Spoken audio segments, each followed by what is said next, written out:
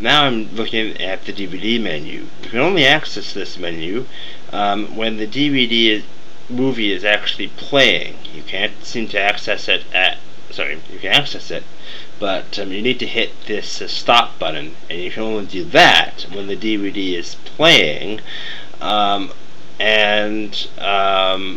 not at the commercials and not at the menu. Once you get to this menu, if you don't stop the DVD, you won't be able to access all of the features in the setup menu, which has a lunchbox icon. Also, one funny thing is that my analog light is on, and yet the analog sticks don't seem to do anything at all. I'm doing this entirely with the D-pad. Sony.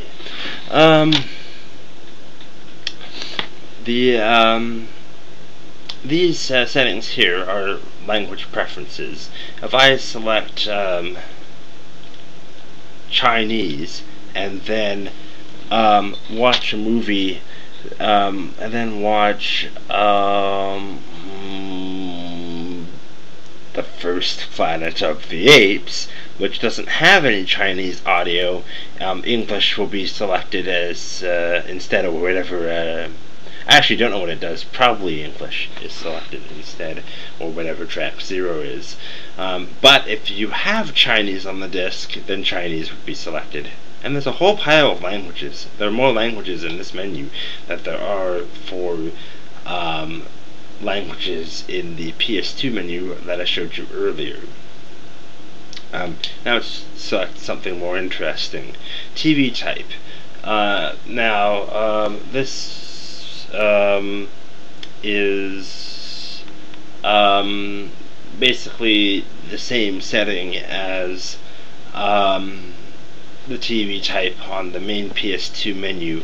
If you have a widescreen television and select 16:9, then the image will be displayed at widescreen, and then you tell your television that it's a 16:9 image, and it will create the correct aspect ratio. I'm not actually sure if right now it's supposed to be at that widescreen. No, it's not.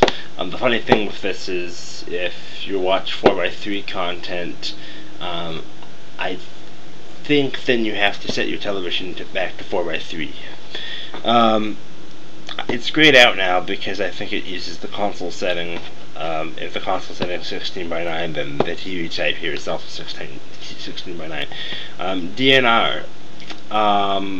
I can't remember what that is. Dynamic range, I think. I think it will make the picture sharper. You can't use that with progressive scan on. And progressive scan will make the image appear smoother.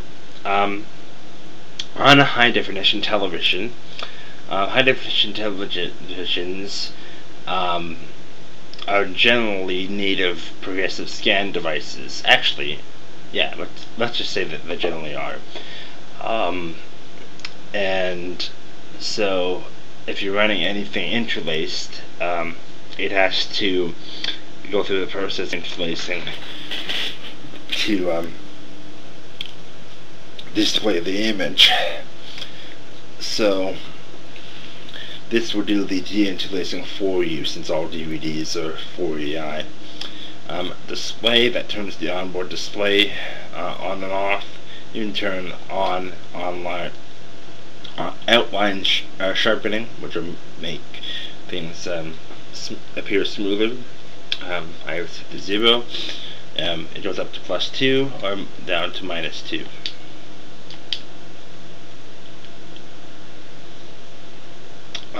Pause mode is auto. And what other options here?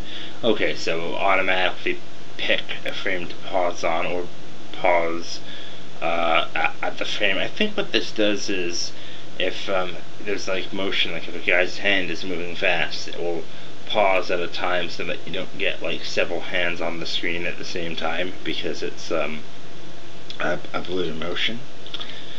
Parental controls. Yeah, basically you can set parental controls, and then the level would choose like whether you want the DVD player to only allow G-rated content or only allow up to PG-rated content or whatever. So, audio setup, audio digital out, digital out optical.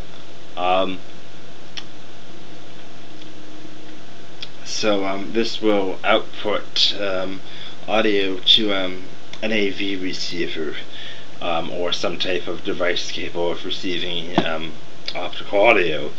I have a standalone Dolby Digital decoder, which is also why Dolby Digital is on. And then does your, basically this is does your receiver, or receiver, that's a good word.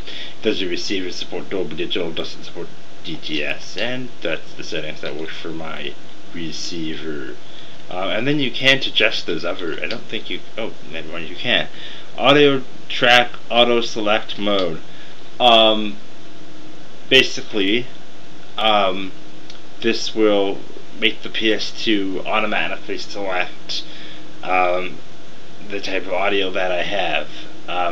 For example, if there was a DVD with a DTS track and a Dolby Digital track, and I had DTS on, it would automatically select the DTS track.